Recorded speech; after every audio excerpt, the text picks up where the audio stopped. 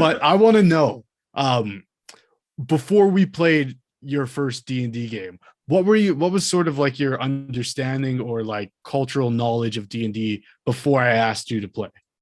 Well, I knew with D&D, like your campaigns extend long periods of time, and based on your character's actions, you can have like your team split up, or people can die, and it can lead to splitting of the group. But I didn't know how in depth it got, like with the actual like what moves you make and what choices you make. I thought it was kind of like, okay, I'm going to do this. Okay, roll a dice. Okay, go. I'm going to say this. Okay, and I figured it was mostly combat that used the die to actually make moves and like determine how good you are. Mm-hmm. Seeing it firsthand, seeing like, oh, I can do this for almost anything I want. Like, Yeah. okay, am I smart? Can I do this? Will my guy actually die from this? Will he be fine if I just get fucked up here? Yeah. And I think the funniest part about it is I didn't know how in depth people will go with their characters. And I've seen like media representations of it, and I feel like D&D in media is usually frowned upon. Weirdly enough, I feel like it's very, unless you're in the D&D scene or you know of it, most people kind of joke at it. They're like, "Oh, there are D&D players over there, or the nerds Exactly. Yeah. in their basement and stuff," right? Yeah. But it's like I've never thought of it like that, but I've never given it a chance myself. But actually seeing it firsthand and enjoying the experience of being able to act as my character, that was pretty fun. I didn't think I was going to do anything too crazy. And then I'm not even kidding, like, what, 3 minutes in, I was being all weird as my character. Yeah. It was honestly like, from the DM perspective, I was running the game. From the DM perspective, it's so like refreshing, and it sort of like revives my love of the game. Yeah. When you get new people at the table, just in general, when you have your group and then you inject like a guest appearance or something like that. Not a guest appearance, but that's usually what we would call it in my game. If someone shows up just to try it out, right? Yeah. But it's just like a breath of fresh air, because it's like, oh, new backstory. Yeah. Like you can play with this immediately. Whereas like some of the other characters in the campaign, their backstories are sort of, it's a slow build because you want to make it like fulfilling over the whole campaign type of thing. But so anytime a new player comes to the table, I'm like reinvigorated. But starting a new campaign with new players is something that can either go really, really poorly, or in the case like that we did last Thursday, really well. And it was so like refreshing to see you like come to the table, and when you're playing with a group of people who for the most part you don't know that well. Like it's sort of weird for me, because at the D&D table I'm always sort of the person who knows everybody. Like I've put the group together because I've convinced all my sort of nerdy friends to come and be very nerdy with me. And so in those instances it's sort of like I have to be the icebreaker, sort of mediator between all these people who want to meet each other and make a good first impression, but also want to play a fucking balls to the wall character. And it's like, well, I don't want these people to think I'm crazy. I just want them to think my character is crazy. Exactly.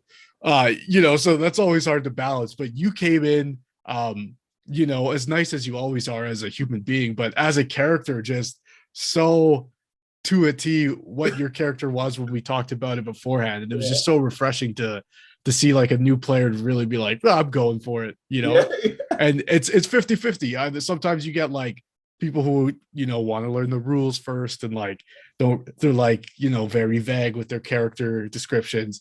And I remember like in the planning process, you were like, my guy is a this and he's going to be like this. And I was like, I fucking love that.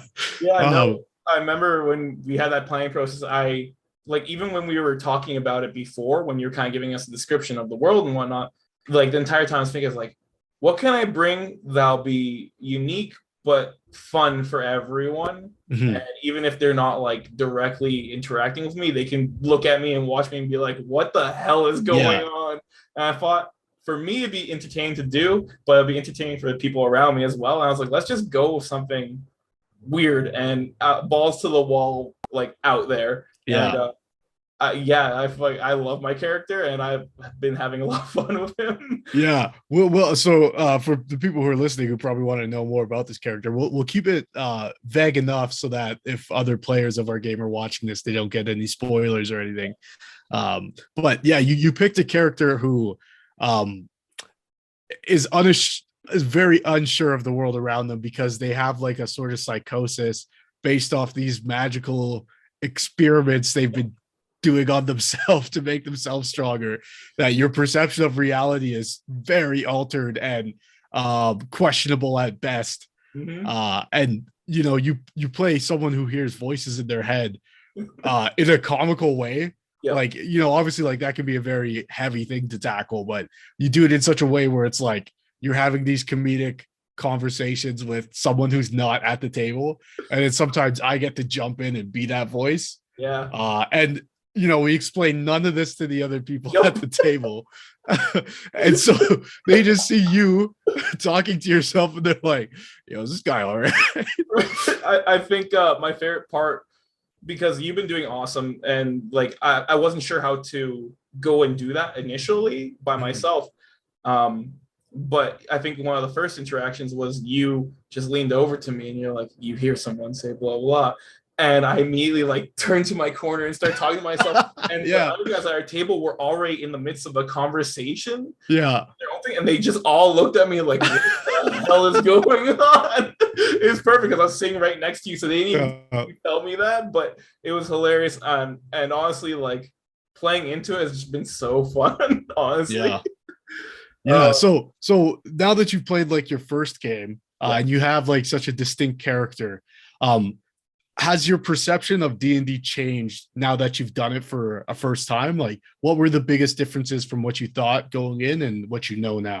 Yeah, I mean, when we first all sat down, like you said, I didn't really know the guys too well. We all had like a brief introduction of how we're going to start tonight, or like each other, and then we started. And I'm thankful for you starting on me and kind of able to kind of get into the world as my character, because I didn't know how it was going to pan out. And then you had everyone kind of already in their places, which was nice. And I kind of got introduced as like this random character coming in short or last before everyone.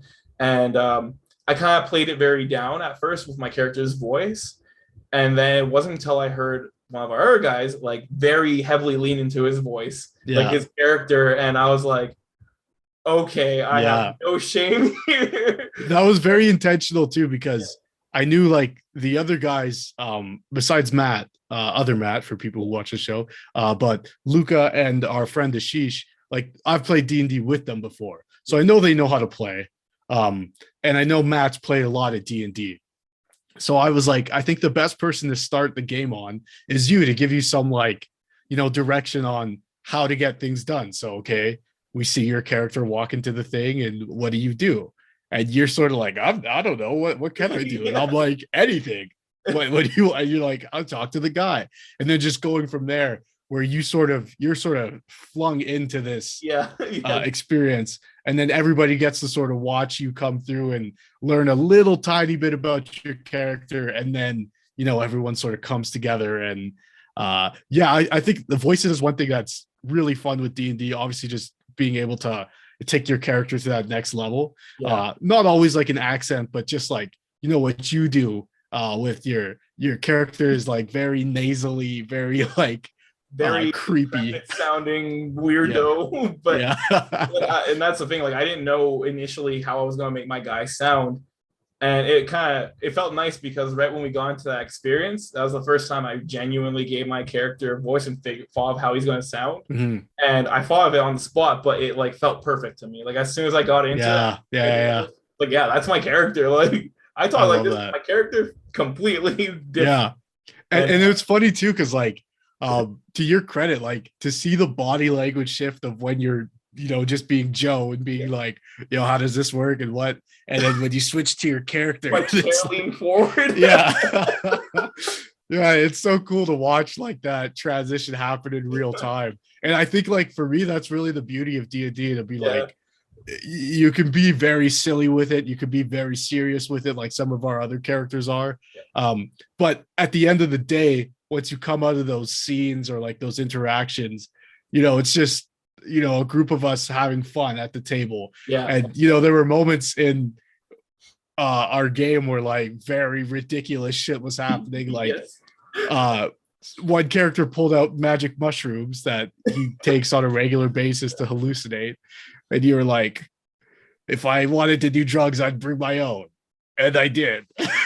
You pulled out. I think the way that one worked was so perfect because I didn't know what I was gonna say initially, but I was like, how can I do my own character with this? And I was like, my character would probably be like disgusted at someone else's drugs, but I'm like, but also at the same point, my character would probably be doing his own drugs too because he's so fucking weird.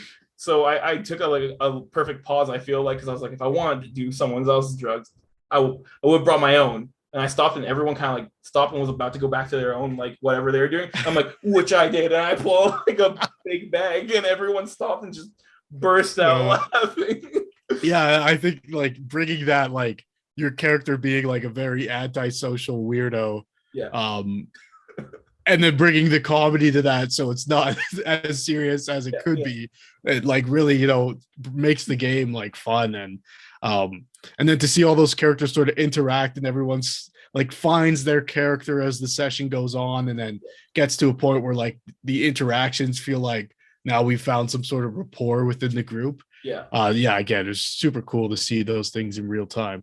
Yeah. So what are some other feelings you had about playing the game? Like, I know, like you said, going into it, things are like campaign based, and like, there's dice involved. What did you think about the actual mechanics of the game? Yeah, I thought like at first I there was a few parts where I didn't really say much because I didn't know how to play my character, and at the same point I didn't want to intrude on someone else doing their own part. And I feel like next round when we go, I'll probably try to be more able to jump in, I guess, because there's a few points where I was just like, I want to kind of learn and listen at the same time and see how this interaction goes down to see what I'm able to do in the future. So it was mostly a learning session for me too, because you and our other guy who was there were awesome, because I could just lean to you guys and be like, hey, can I do this? Or here? And thank God you guys are all really nice. That you like our guy, she would like look over, he'd be like, yeah, you can do that. So that should work if you do that here. I'm like, okay, cool. And then I'd like to be like, okay, I do that. Yeah. But like learning how like your dexterity and all your different stats can be applied, and also seeing the bad side of all the dice rolls really kept it interesting for me and let me learn how far you can push your character and how much you should try on something versus how little you should try on something if you know you can't do it. Yeah. But it was hilarious. I think the experience was great, and I think the best, most satisfying part for me at least was sitting down with these guys and being my weird character and watching their characters react and be like, this guy's fucking weird, what's going on with him? Yeah. And then when we finished at the table and we were all like, okay, that'll call it there, was the other guys going, your character's hilarious, I love that. Yeah. That's like complete opposite from their character in game, but right, it's awesome to like have that payoff of like, in a world with this character, these people be like, what the hell is this guy doing? But then their outside perspective being like, I fucking love it. Like, it was great. It was such a that's the thing. I think that's the really cool thing about D&D for me is because we're all such big fans of fantasy and sci-fi and anime and stuff like that, comic books, we all appreciate good characters that exist in those settings, right? Yeah. So, but then as part of D&D is you actually have to play those characters. So, exactly. I know that I'm the big gruff guy who would think your character's weird. Yeah. So I have to play that, but I can also like, it's like an out of body experience where I'm like, oh man, this is so good. This interaction we're having, even if my guy's like super angry or whatever the case, you know what I mean? And as the DM, it's super fun to just, put you guys in a situation and just sort of lean back and watch things unfold and see how you guys interact with each other.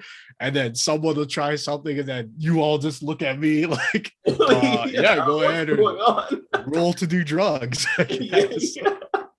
Oh man, that was so good. I think the beauty of it is everyone gets to play their own character, but in their mind is the main character of this story. Right? Whatever story you're doing, you are your main character, But then the beauty of any plot is the side characters. How do they interact with that main character? And for them, as a main character, like, what the hell's going on over there? This Yeah. guy's weird. But then me and my main character story is like, no, no, I can't. Right? Like being my weird character and being like, no, I can't trust these guys. No, no, no. Yeah. And then being like the retrospect being like they bring a good dynamic to my character, even Yeah. if it's really off. But yeah, it's like, yeah, I don't know, the beauty of being your own main character, but being someone else's side character and Yeah. make your story interesting, but also bringing their story interesting and how they affect you and whatnot. But I love that. I love the beauty of the back and forth of main character and side character. Yeah. Yeah. Yeah. You know, being the forefront in your own story, but then also being like, oh, I have to contribute to that person's arc in a way. And just being like this great ensemble thing where and especially like I think having the backstory is like such a cool aspect to that too, because only you and I know what's really happening for your character. And everybody else sort of has to figure out that mystery. And, you know, in some aspects, like even I know more than you do. And you're trying to figure it out too, right?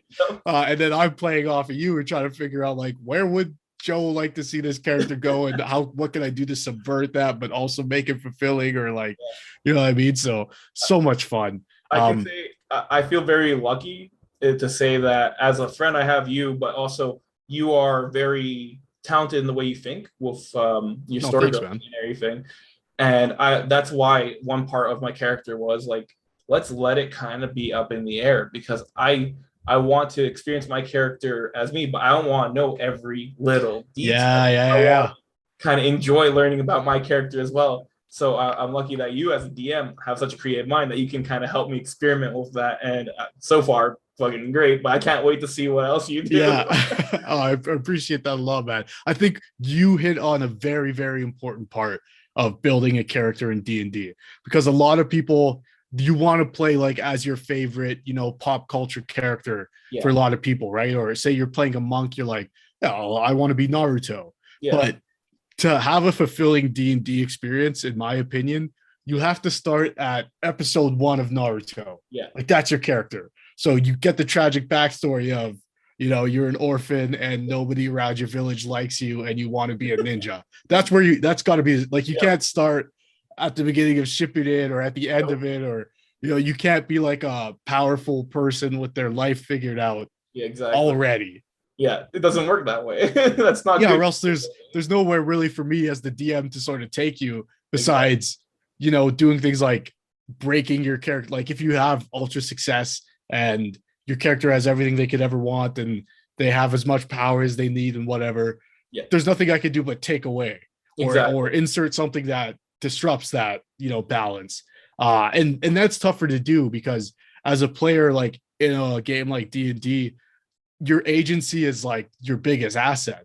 The fact that you can do anything. So when the DM sort of taking, you know, decisions or opportunities away from you, that becomes like a very awkward and sort of, you know, adversarial part of the game. That's like, I don't really enjoy as much. But when you start from like, this awful thing happened to me and I'm looking for the people who did it, or I don't remember what happened to me, I just showed up and I'm fucked up. It's like my mind just the clockwork, you know, like starts going like all of these sort of threads where we can take this and like change it or like make it like super dark or super light or like whatever the case may be.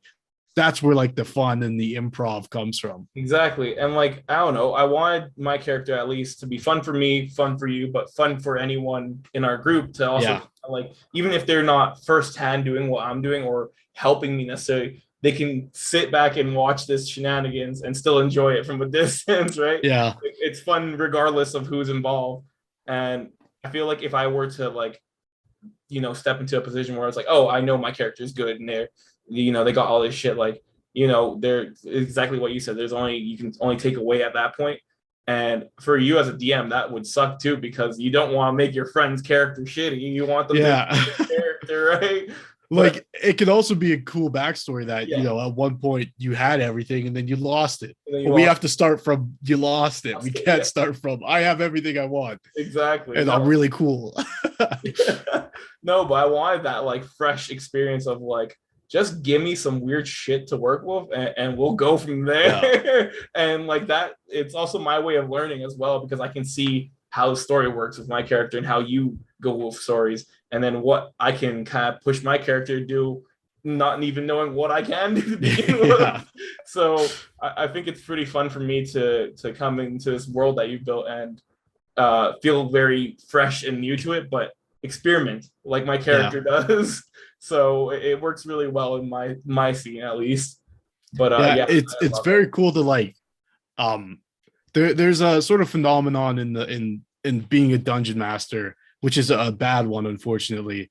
They call it precious setting syndrome. So Oh, you've created this world and everything is exactly how you want it in your head, yeah. but now you have to insert your players, and they Mhm. might do things that are incongruent and mess up that sort of canon and Yep. that lore and that tone that you really want for this place, right? And Yeah. that can be dangerous and upsetting for everyone, because like say you want to play a really silly character and my world is super intense, Yeah. then anytime you're doing things, I'm going to be pissed off about it. Yeah. Um, or vice versa. If you're trying to do silly things and they're not working and no one's taking you serious, or especially the DM is not taking you serious, Yeah. then it becomes like, are you really even having fun at that point? Exactly. So I think a thing for me was like, I definitely had a little bit of that the first time I tried to run D&D, and I like fleshed out this world with this pantheon and Yeah. all these, factions and cultures and rules that apply. And, if you're from here, you can't really go here. And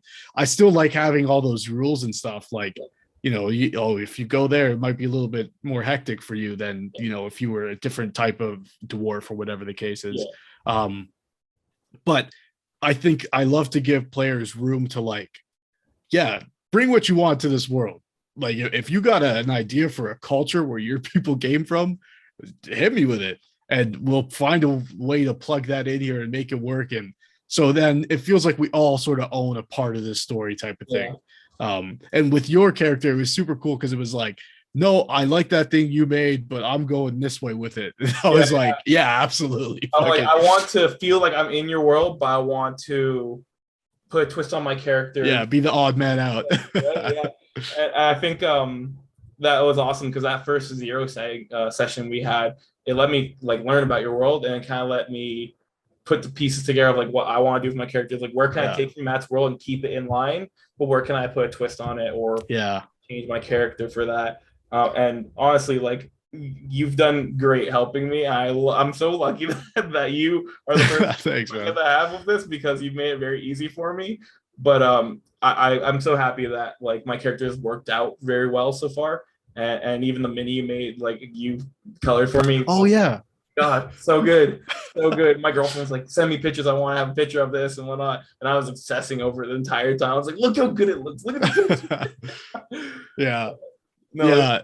It's a really cool thing to like, again, like we were talking about earlier in the episode with collecting things, like yeah, to have something that you can have that's yeah, yours and you made it like yeah. start to finish is like one of the coolest things. I'm obsessed Exactly. with It's it. literally like a little part of me, even though it's not like me. It's Yeah. something I did, and it's like a personality I did. Yeah. I It's love it's it. it's a character you created in a Exactly. physical representation. And what's cooler than that? It's my main character. Like I said Yeah. earlier, it's my main character. So speaking about collecting, like we were a little bit earlier, does do you feel any sort of draw, just one session in so far, into the addiction that can be D&D? Like I know you see my setup and you see like Yeah. I got all these dice trays, I got all these sets of dice. Like after your first session, what was your level of interest in like, where you're like, I should get my own dice set, I should like you make a custom one, or like where you at with that? No, as soon as we sat down, I saw like the dice sets and like your table, man. And for people who don't know, Matt has a very impressive D&D table. I don't know if it's specifically for D&D, but that table is Yeah. sick. But yes, I would definitely want to get my own dice setup now. And I was thinking about like, man, how far would I go with this? Because I would love to do like run campaigns and do it more and try it out. But Yeah. I'm still very early on, right? So I don't want to get too ahead of myself or overwhelm myself. I definitely want to do this campaign And just based off that first session, I'm like, man, I wouldn't mind doing this in the future. Yeah, I love Yeah, I that. would love to do that. I am thoroughly impressed with all the work you've done to set up even your like your boards you made for like background pieces, and like the even when we were in the sewers in our campaign, you have like Yeah, these nice little like stone walls and whatnot. And yeah. that's like impressive on its own. I wish I could do that stuff. I do not have the hand to do that stuff. I cannot physically design or paint well, so I'm Well, terrible. I couldn't either, man. Hey, Until I got that fit action figure. yeah. Yeah. For me, mostly I do all my stuff like online. I even my like career is online, like all on Mhm. my computer. So if it came down to like making printed pieces and like having it printed out nicely, I Oh would yeah. do that probably. But DMing too, just like seeing you DM is like it's impressive to see how far you go into your world with your characters. That's something that I feel like I would personally struggle because I would get exactly what you said. I get very attached to my world and I Yeah. wouldn't want anyone to ruin it. And I know I'm a perfectionist when it comes to like building structure, basically. Yeah. That it would physically hurt me to watch someone tear it down. So I don't think I could ever go into territory. But I would love to Yeah. play and like help build like the models and whatnot. That'd be so fun. Oh yeah, man. If you, yeah, I could put you to work if I could use some help. But no, I think you bring up an interesting point, right? Like being too precious about the thing you've created. Like Yeah. it's very difficult. And what's cool is when there's sort of like a 50-50 split between, me as the DM and you guys as the players, because, even with what Luca was doing, like a lot of those characters Luca was walking around town interacting with Yeah. were just me having to improvise. Yeah. But it's because, you set up the structure, like, for example, or to be specific here, like the tieflings in this world are named based off of traits they have or characteristics. Yeah. So if someone was sneaky, they might be called I think his name was Ardois or something, like Yeah. French for sleight of hand or whatever the case was, Yeah. Yeah. or stealthy. And then there was a potion seller named Seller, Yeah. uh, So a bartender named Stern, and those were all characters I had to come up with on the spot because Luca was like, I want to go to the guy I know who sells potions. And I was like, fuck. Okay, his name is Seller. And then it became one of those characters in that session that's like instantly memorable. Yeah, And like, exactly. talking with Luca afterwards, being like, man, I just want to go back and talk to that guy, because I just had to pick something like that came to me and it was like, okay, this guy's a weirdo. Yeah. Yeah.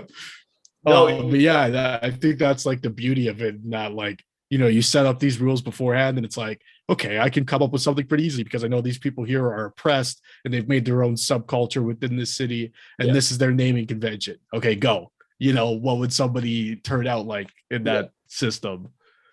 No, that was I think probably the most impressive part of our whole run was watching you jump from character to character.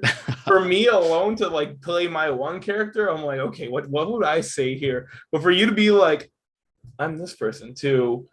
Oh, no, leave me alone too. I don't know. It was so impressive watching you do like this. Oh man, spot improv. I'm flattered. That is, I could not ever attempt that. I would be like, I do this, right? Yeah. Yeah, even like Seller was hilarious, and like Luca's character was like you got that thing, the thing, and just like pushing non-existent thing between you two, and then somehow improv it into the world. Yeah, that was hilarious. Now there's a potion of fire breathing just made from nowhere. The random thing you had in the back, apparently. It was so funny watching those interactions, and like I said, impressive of you being able to jump between the characters. Yeah, no, it's super fun doing that, especially like interacting off of your characters. Be like, hey, yo, if your guy's weird, you show up to this guy who's also weird, you'll be like, hey, yeah, me and you vibe. And then one of the funniest moments for me in that session was when I started doing like a thick sort of West African accent because I was a very specific character from a specific place. And then Matt accidentally slips into that same accent from like his Russian accent. And everyone at the table was just like, yo, what? That's so awesome. That was so good. I was like, damn, I nailed that, I guess. Yeah, seriously.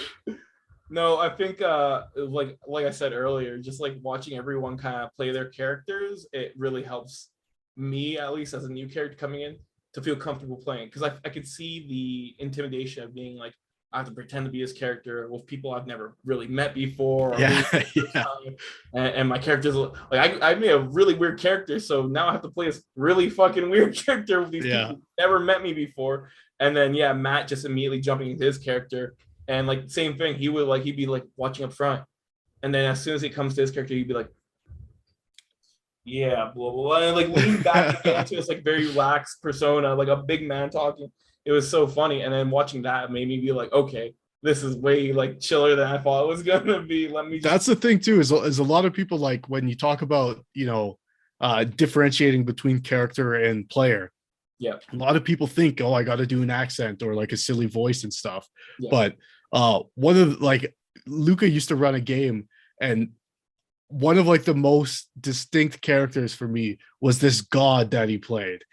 There was like we had an orc in our party who had like a sort of like a relationship with like this orc god of war, Okay.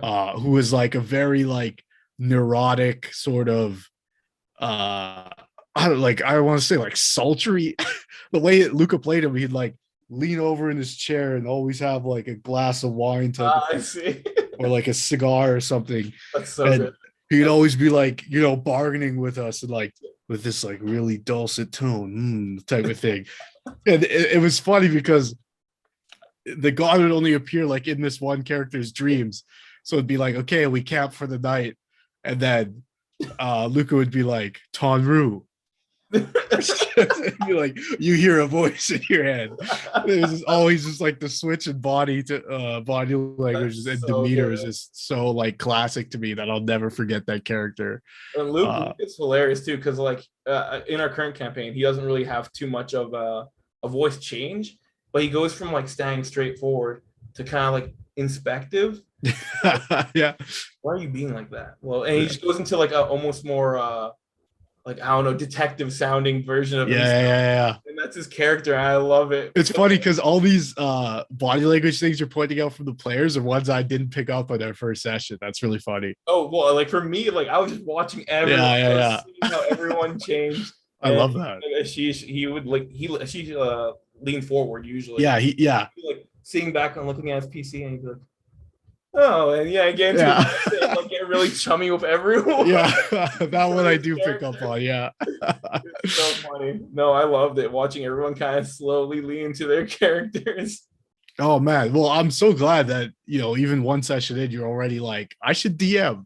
That's like, that's the best, man. I would love to do more. I definitely want to explore different campaigns before I get too into DMing myself, but I want to see the different worlds we can kind of mess with here, so I have an Yeah. idea I can make for myself. Right. So I guess my last question for you here before we wrap up. So you had sort of a base understanding of it before you got into it. Yeah. And sort of things you knew, you sort of affirmed here, and then you learned a lot about it. But what would you say to people who, are not very familiar with it, or those people we talked about earlier who have sort of like a negative view of it? Like, what would your sort of, after you've experienced it for the one session, like what would you then say to those people who are, either on the fence or like very far this way, like, I don't want to play that, I'm not a nerd in the basement? I'd say let Matt DM.